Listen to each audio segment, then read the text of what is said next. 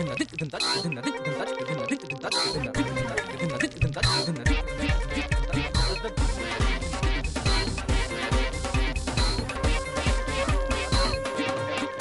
علیکم خواتین و حضرات، وہی حسب حال، وہی آپ کا میزبان جنید سلیم، وہی ناجیہ اور وہی ہم سب کا محبوب عزیزی۔ السلام علیکم۔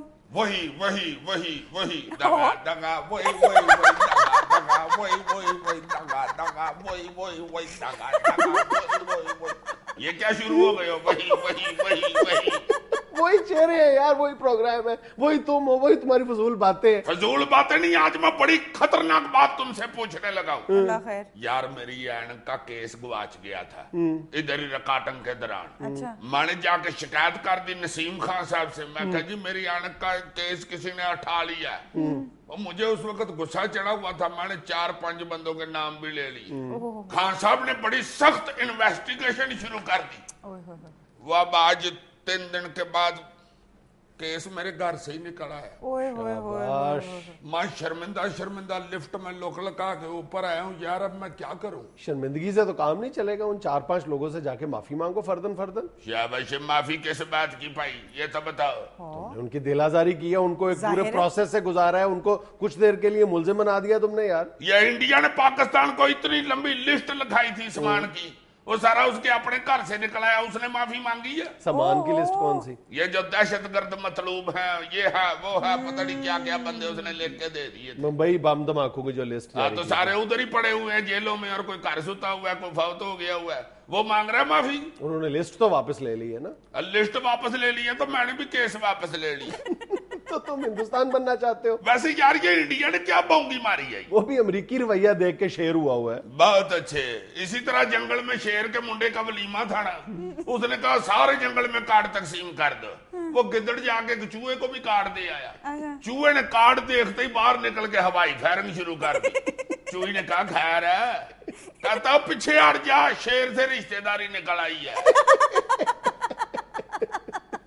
نہیں یار، ویسے تم اس بات کو دیکھو کہ پچھلے کچھ عرصے کے دوران ہندوستان نے جس بےایمانہ انداز میں ہمیں اس لسٹ کی آڑ میں پریشرائز کیا ہوا تھا، بالکل ہمیں ایک کونے میں ڈرا دھمکا کر لگانے کی کوشش کر رہا تھا ہندوستان۔ جب بھی کوئی معاملہ بین الاقوامی سطح پر ہوتا تھا یا ہم پر الزام لگتا تھا، امریکہ ہم پر کسی قسم کا کوئی الزام لگاتا تھا، فوراً ہندوستان اپنی جیب سے یہ سو کالڈ لسٹ ایک نکال کر تو عالمی عدالت میں پیش کر دیتا تھا۔ عالمی عدالت سے مراد یہ کہ بین الاقوامی سطح پر پیش کر دیتا تھا کہ جی اس کے پاس تو ہمارے 50 ٹیررسٹ بھی چھپے ہوئے ہیں، پہلے وہ ہمارے حوالے کرے، ہم نے پہلے پاکستان کے ساتھ حساب کتاب برابر کرنا ہے۔ اور اب جو وہ لسٹ بری طرح بے نقاب ہو گئی ہے، خود ہی مطلب دست قدرت نے کام دکھایا ہے، اور ہندوستان کی قسمت خراب کے ایک ایسے موقع پر وہ لسٹ بے نقاب ہوئی ہے، یا بالکل اس کا سارا اثر جو ہے وہ فزل آؤٹ ہو گیا ہے جب ہمیں اس کی اشد ضرورت تھی، اور عین اسی موقع پہ یہ سب کچھ ہوا ہے۔ اور ہندوستان شرمندہ ہونے کی بجائے اس کے لیے مختلف تعویلیں تلاش کر رہا ہے۔ سب سے پہلے جب ایک ٹیررسٹ کے بارے میں پتا چلا کہ یہ خود ہندوستان میں موجود ہے اور باقاعدگی سے وہ عدالت کی تاریخیں بھگت رہا ہے، اس کے بعد وہاں کے وزیر داخلہ نے کہا کہ جی صرف ایک جو ٹیررسٹ ہے اس کا نام غلطی سے شامل ہو گیا، 49 نام تو درست ہے۔ اگلے دن دوسرا نام شامل، اس کے 2 دن یا 3 دن کے بعد تیسرا نام سامنے آ گیا۔ تو یہ ساری صورتحال دیکھ کر بجائے ہندوستان پاکستان سے معافی مانگتا، صرف اس بات پر اکتفا کیا گیا کہ جناب ہم یہ لسٹ واپس لیتے ہیں۔ تو بالکل ایسے ہی ہے کہ آپ راہ چلتے کسی شخص کے منہ پہ تھپڑ مار دیں اور یہ کہیں کہ جی میں یہ تھپڑ واپس لیتا ہوں۔ اس نے تو باقاعدہ ہمیں اس لسٹ کی آڑ میں پچھلے یعنی بہت ماہوں سال سے اس نے ہمیں مسلسل ٹیررسٹ ثابت کیا ہوا تھا، اور صرف یہ ہے کہ ہم لسٹ واپس لیتے ہیں۔ Is it enough?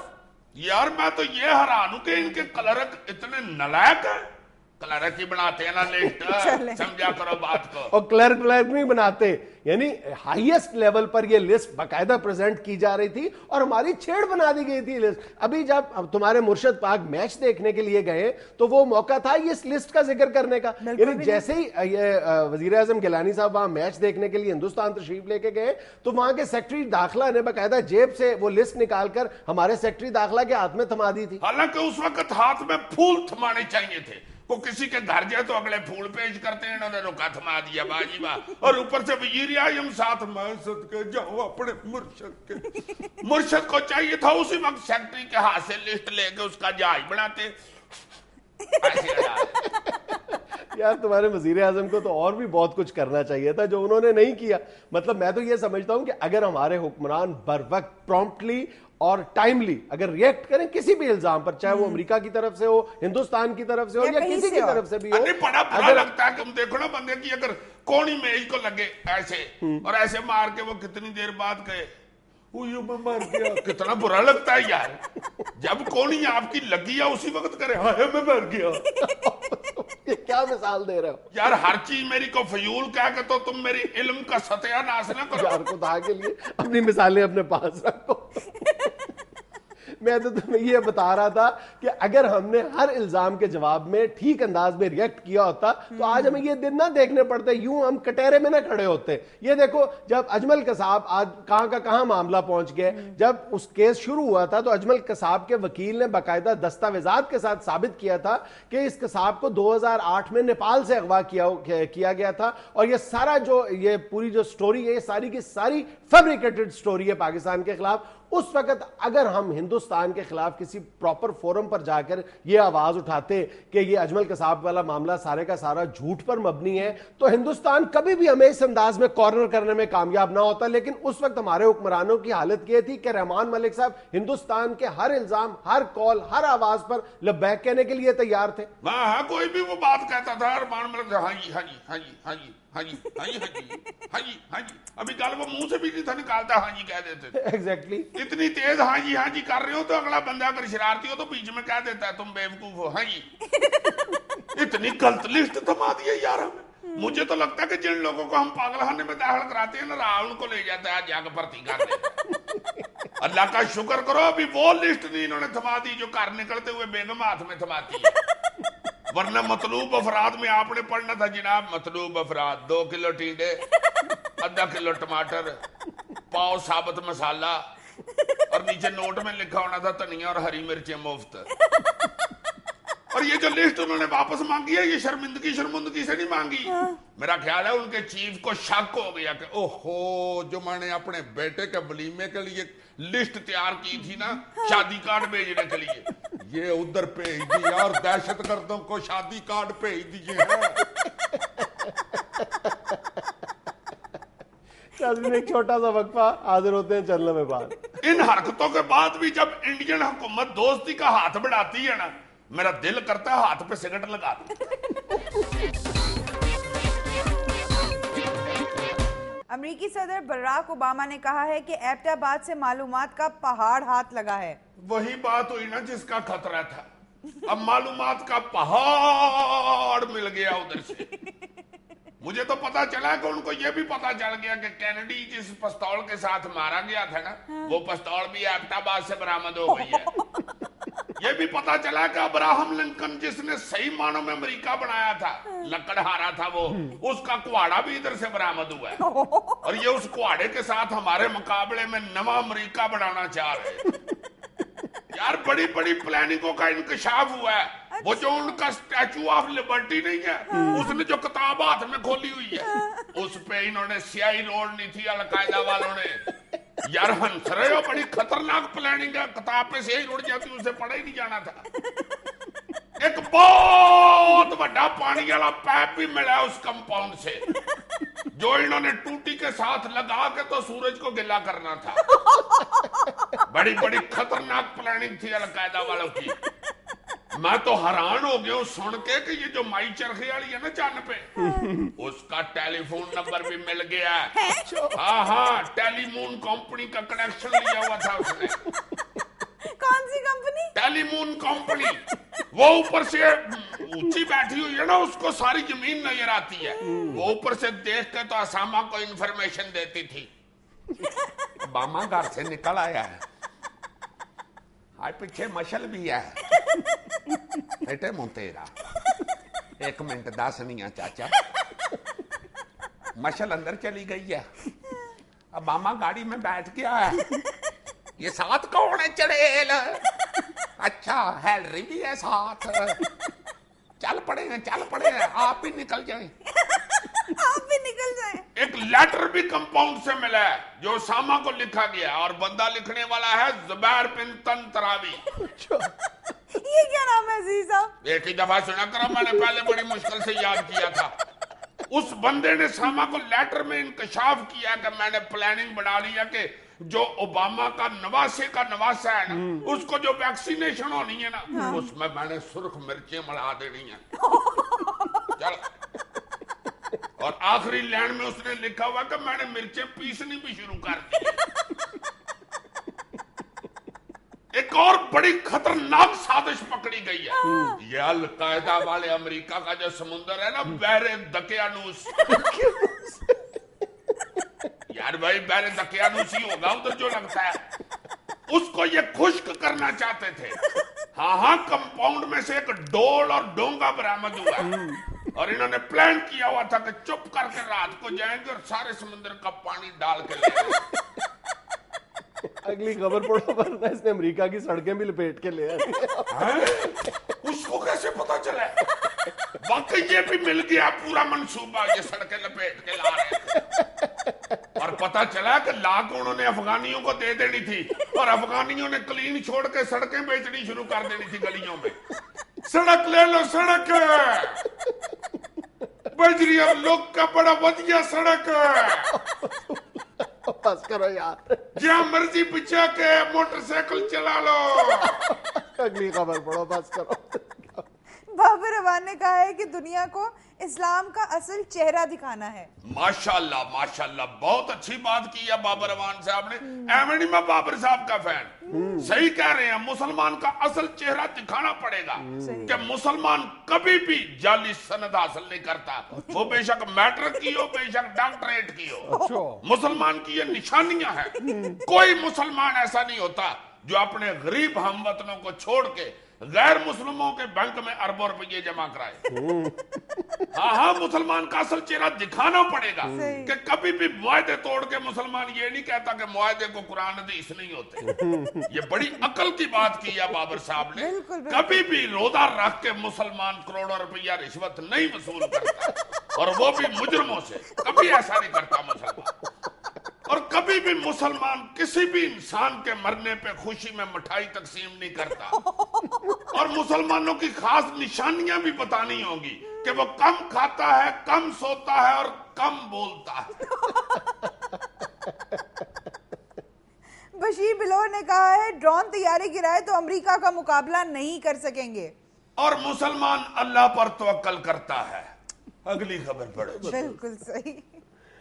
Railway Prem union के सदर हाफिज सलमान बट का दावा है कि पाकिस्तान रेलवे को हमारे हवाले कर दें तो 13 अरब के खसारे को 37 अरब के मुनाफे में तब्दील कर देंगे। ईमान से? ये हाफिज सलमान बट साहब ने कहा? जी जी। खुदा के वास्ते हाफिज साहब, सारी जिंदगी शराफत से गुजार के आप ये क्या कर रहे हैं हजूर?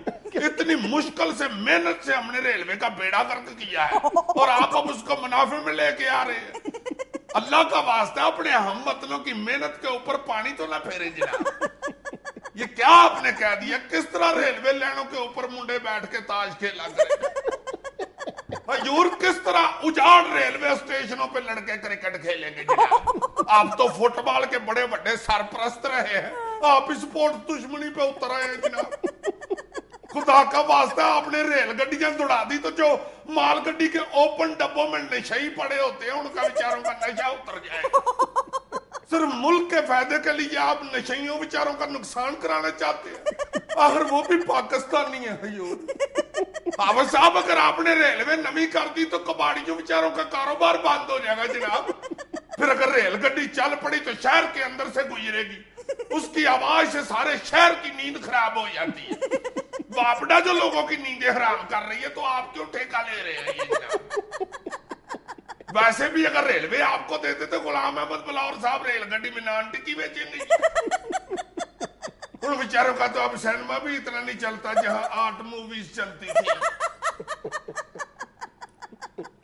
मलेशिया के एक स्कूल में वालिदैन के एहतजाज पर ख्वाजा सरा को उस्ताद की मुलाजमत से बरतरफ कर दिया।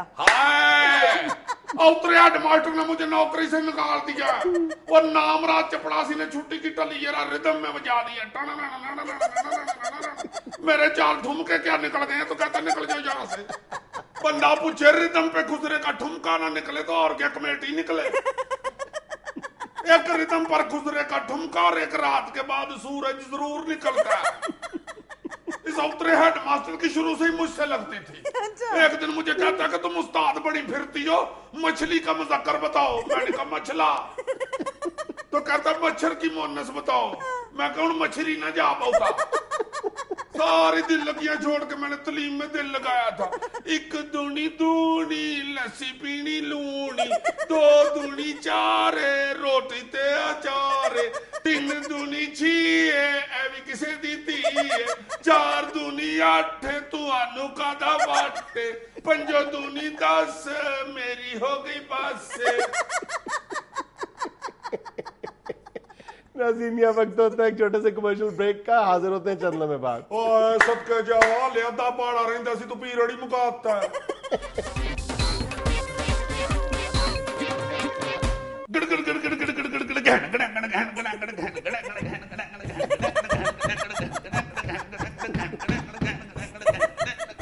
गिर जाओगे।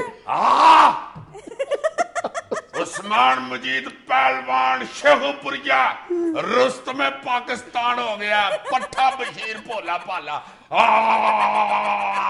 तो तुम्हें इस बात की इतनी खुशी क्यों हो रही है? और मेरा सका ताए का पुत्र है ये। वाकई? हाँ, हामिद खान पहलवान को हटाया इसने मुल्तानी को।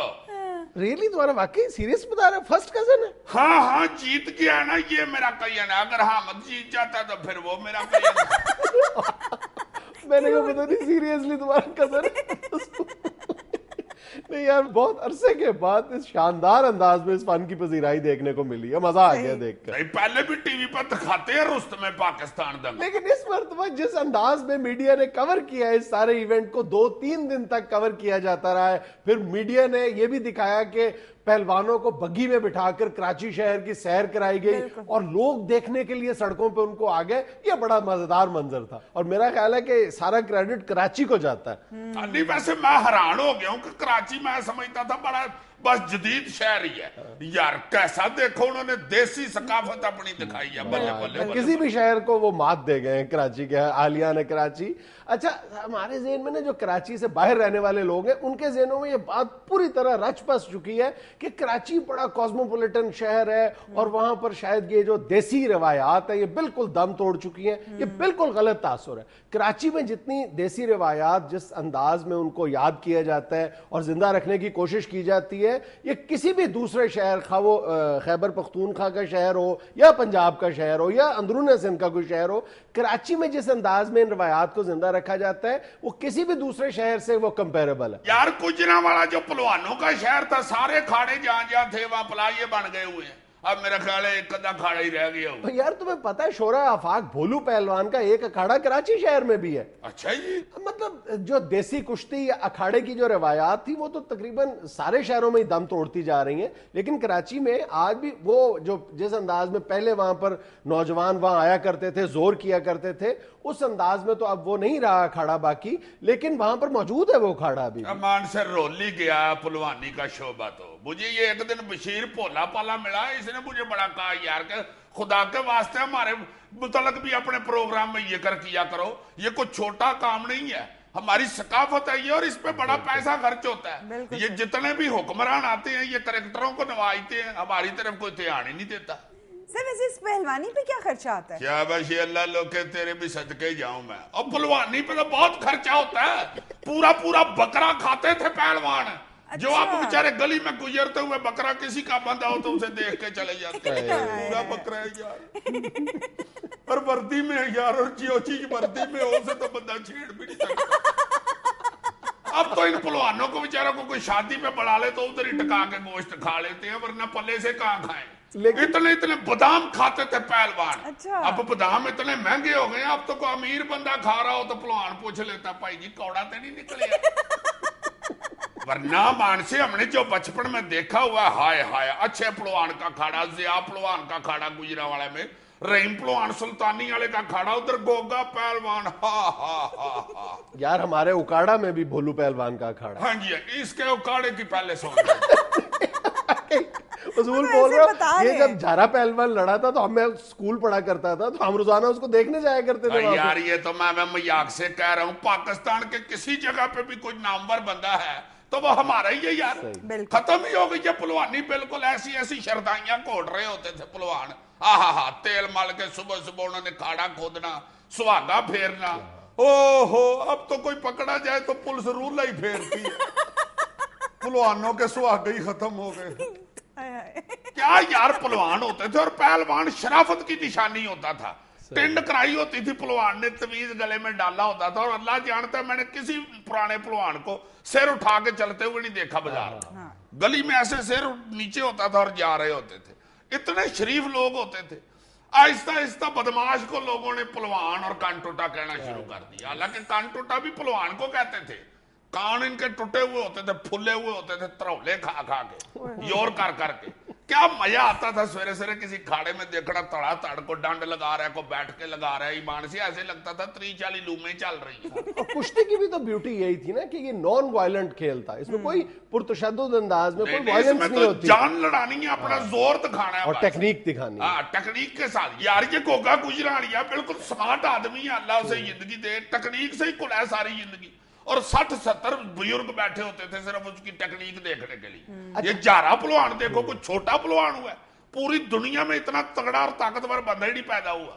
اچھا اب تم دیکھنا یہ کراچی میں رستم پاکستان کا دنگل ہوا ہے نا, اس انعقاد کی وجہ سے اس کھیل کو بہت زیادہ فروغ ملے گا. بالکل. بس حکمران ان کو عزت دینا شروع کر دینا تو کم بن جائے گا. کراچی کی تو پرانی روایات جو ہیں, ثقافتی روایات, وہ بڑی تگڑی ہیں. بالکل. کرنگی میں, محمود آباد میں آج بھی ہفتہ وار وہاں پہ کبڈی کے مقابلے ہوتے ہیں اور ہزاروں لوگ وہاں پہ دیکھنے کے لیے جاتے ہیں. یہ ملاکھڑا جو اندرون سندھ کا بہت مقبول کھیل ہے, ملاکھڑا کے بڑے بڑے وہاں پہ مقابلے ہوتے ہیں. اب یہ ملاکھڑا دیکھو, یہ جاپانیوں کی جو سومو کشتی ہوتی ہے سیم اسی طرح کی ہے. وہ دیکھ لیتے ہیں, یہ نہیں دیکھتے. بالکل. مطلب جو قوم کی بھی ثقافتی روایات ہوتی ہیں ان کو زندہ کرنے کے لیے, زندہ رکھنے کے لیے تردد کرنا پڑتا ہے, اور قومیں کرتی ہیں یہ تردد. لیاری کا جو فٹ بال ہے, بے شک فٹ بال جو ہے وہ انٹرنیشنل سطح پر بہت مقبول ہے, پاکستان میں بھی بہت وہ مقبولیت کا حامل ہے, لیکن جس انداز میں لیاری میں کھیلا جاتا ہے وہ وہاں کی ثقافت کا حصہ بن چکا ہے. ہائے ہائے ہائے یار, ثقافتی گیمیں تو ہماری ساری ختم ہی ہوتی جا رہی ہیں. حکمران پتہ نہیں کہاں ہے.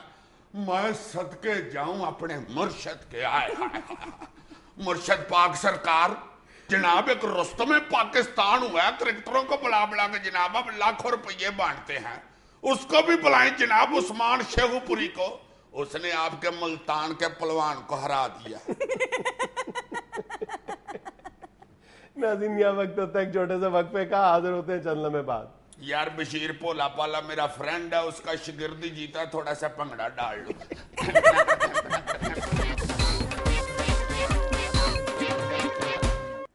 سر عزیزی صاحب آپ سے کچھ کہنا چاہ رہے ہیں اور آپ سے ڈر کے کچھ کہہ نہیں رہے. کیا تم مجھ سے اتنا ڈرتے کیوں ہو؟ میں اس لیے ڈرتا ہوں کہ تم رونے نہ لگ جاؤ. پڑھا لکھا بندہ بڑی جلدی رو پڑتا ہے, اور ڈنگر آدمی نہیں روتا. اچھا پھر تو اصل میں یار بات یہ ہے کہ میں نہ مخبریاں کٹھی کر چکا ہوں. سوری, مخبریاں فرائیڈے کو. تو اگر میں نے پہلے فرائی کر لی ہوں تو پھر کیا کروں. تمہاری مہربانی ہے یار, خراب ہو جائیں گی پھر پڑی پڑی. سناؤ یار کیا مصیبت ہے. ایسا میں نے تمہیں کہا تھا نا دل کا اچھا آدمی ہے, ویسے ہی مجھے یار لگتا ہے. لو جی, پہلی مخبری یہ ہے کہ محترمہ بے نیر قتل کیس کا ایک گواہ ہے. اچھا. اور جب مرڈر ہوا تھا اس کے بعد ایک جگہ پہ چند لوگ اکٹھے ہو کے گفتگو جو کر رہے تھے وہ اس میں بیٹھا ہوا تھا, اور اس کو پتا ہے کہ وہاں گفتگو کیا ہوئی تھی. اور گفتگو وہ چونکہ امپورٹنٹ تھی اس لیے وہ بندہ بھی بڑا امپورٹنٹ ہے. لو جناب, وہ یرداری ہاؤس میں کام بھی کرتا رہا ہے. اس کے بعد اسے نکال بھی دیا کسی وقت, پھر آ گیا. اصل واقعہ یہ ہے کہ چند دن پہلے اس گواہ کو کسی نے اٹھا لیا اور لے گئے ایک جگہ پہ. جگہ ہی ہوتی ہے نا, جہاں زمین ہو وہیں جگہ ہی ہوتی ہے. لو جی, ادھر جا کے اسے بٹھا لیا اور اسے کہا کہ بھائی سنا, تمہارے ہیں چھوٹے چھوٹے بچے, ہمارے بھی چھوٹے چھوٹے ہیں مگر پھر بھی اس میں کچھ بڑے ہو گئے ہوئے.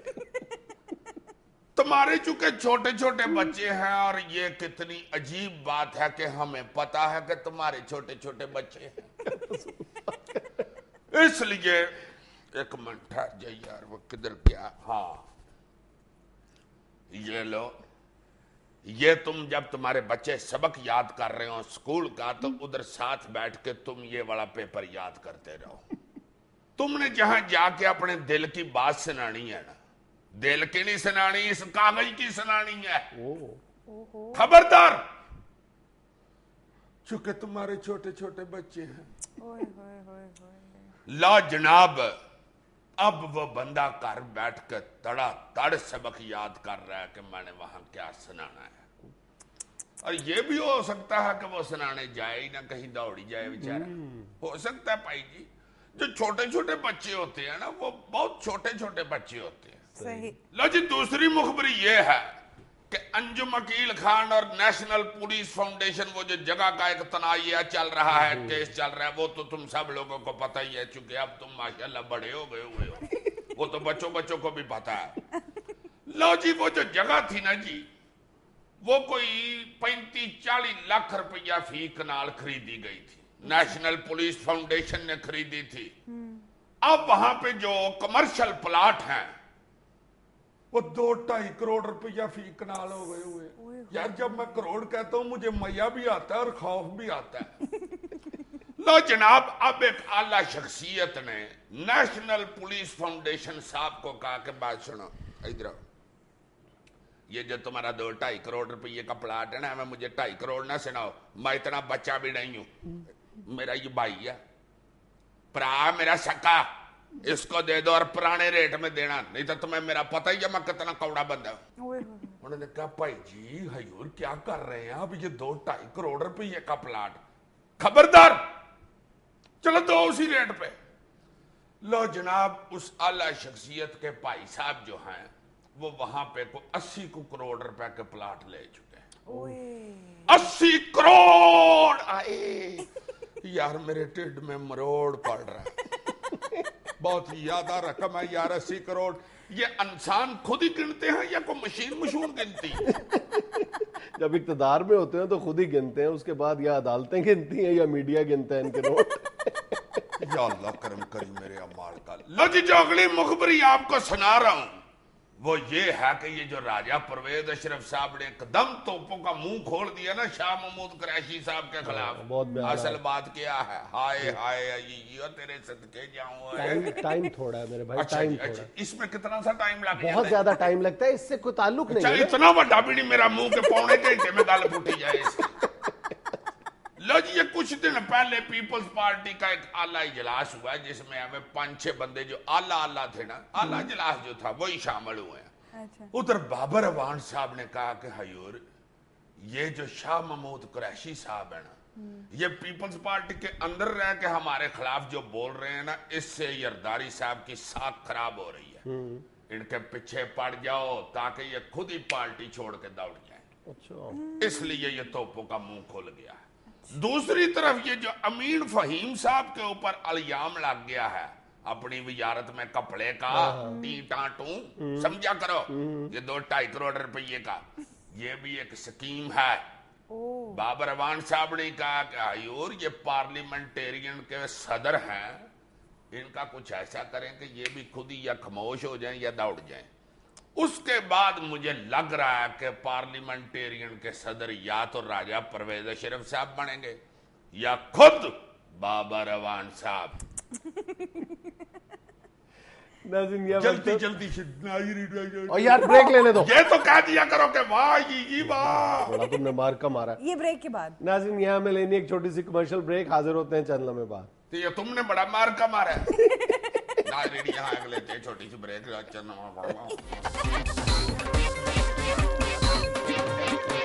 ناظرین آج ہم نے اپنے اسٹوڈیو میں طالب علموں کا ایک نمائندے وکی کو دعوت دی ہے جو ابھی تازہ FSC کے امتحان سے فارغ ہوئے ہیں.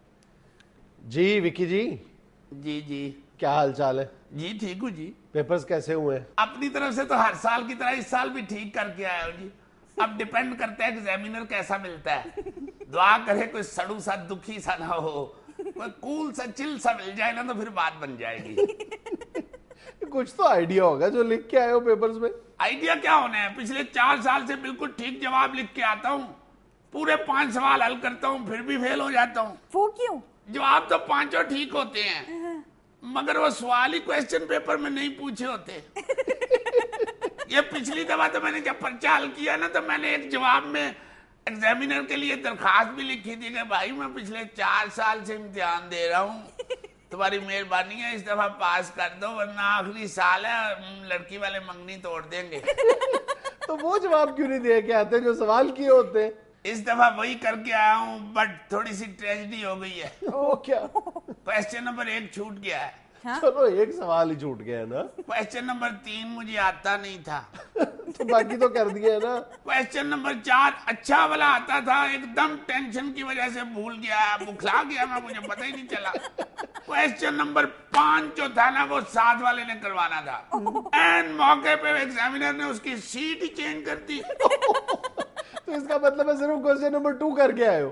ہاں بس وہی ایک غلط ہوا ہے. اب دعا کرو بورڈ کے آفس کو آگ لگ جائے. ہاں گورنمنٹ اس طرح سب کو پاس قرار دے دے گی نا. یار بد دعائیں کرنے سے بہتر تھا نا 4 لفظ پڑھ لیتے پہلے. تو سوچتا تو ہر سال یہی ہوں کہ اس بار پڑھوں گا, پھر سوچتا ہوں کہ ابھی پورا سال پڑا ہوا ہے. تو اصل میں تو یہی غلط بات ہے. غلط بات کیا ہے, اسی کا نام اسٹوڈنٹ لائف ہے. پہلے سوچتے ہیں کہ اس بار کتابیں پڑھیں گے, نوٹس بنا لیں گے, پھر یہی سوچتے سوچتے امتحان نزدیک آ جاتا ہے, پھر گیسٹ پیپر ڈھونڈنے لگ جاتے ہیں, گائیڈیں ڈھونڈنے لگ جاتے ہیں وہ. پھر اسی لیے تو پھر ایگزامینیشن ہال میں بیٹھ کے سال والے سے کہتے ہیں کہ بس ہیڈنگز لکھا دو باقی میں کر لوں گا. اسی ایٹیٹیوڈ کی وجہ سے ناکام ہو جاتے ہو نا. ویسے آپ کو کیا بتاؤں, ہال میں بیٹھ کے کبھی اس بات کی ٹینشن نہیں ہوتی کہ ہمیں کویسچن نہیں آتے. ٹینشن تو اس وقت ہوتی ہے جب کو ہال میں دوسرا لڑکا ایکسٹرا شیٹ مانگتا ہے نا, اس وقت بچوں کو بھی پتا چل جاتا ہے کہ بلڈ پریشر کیا بیماری ہے. میں تو یہ سوچتا ہوں کہ مجھ سے تو ایک لفظ نہیں لکھا جا رہا, یہ کون سا کٹھے نام رہا ہے. یار اگر حالات اتنے برے تھے تو کس بیوقوف نے تمہیں ایف ایس سی کا مشورہ دیا تھا؟ بس بھائی جان ہر فیملی میں ایسے 2-4 فرد ہوتے ہیں جو آ کے کہتے ہیں پیرنٹس کو ایف ایس سی کرواؤ, اس کو ڈاکٹر بناؤ, بچوں کو ڈاکٹر بناؤ. سلمان انکل روز آ کے کہتے تھے میرے ابو کو, یہ ڈاکٹر بن جائے گا نا تو بہت عزت بنے گی. میں نے تو 3 ایڈیٹس جو فلم نہیں ہے عامر خان والی, وہ بھی لا کے 3-4 دفعہ پاپا کو دکھائی ہے. مجھے آگے سے کہتے کہ بیٹا یہ تو فلم ہے, تو کیا تیرا باپ بھی ایف ایس سی کرے گا.